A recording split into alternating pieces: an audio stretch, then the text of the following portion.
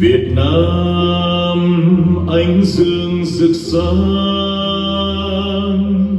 non nước muôn đời tỏa nắng, từng ánh mắt lấp lánh, từng nụ cười rạng rỡ, ta nghe như tiếng đất trời ở trong tim.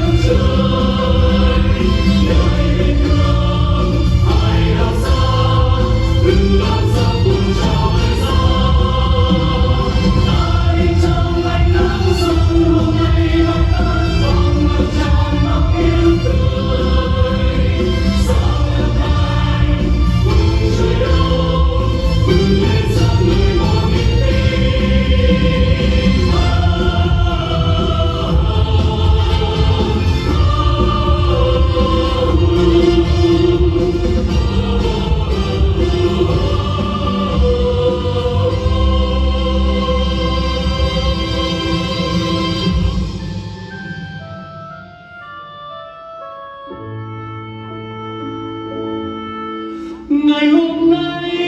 bao hân hoan trên quê hương, âm vang hồn thiêng sông núi, đất nước tưng bừng nở hoa, mùa xuân đang tràn ngập phố.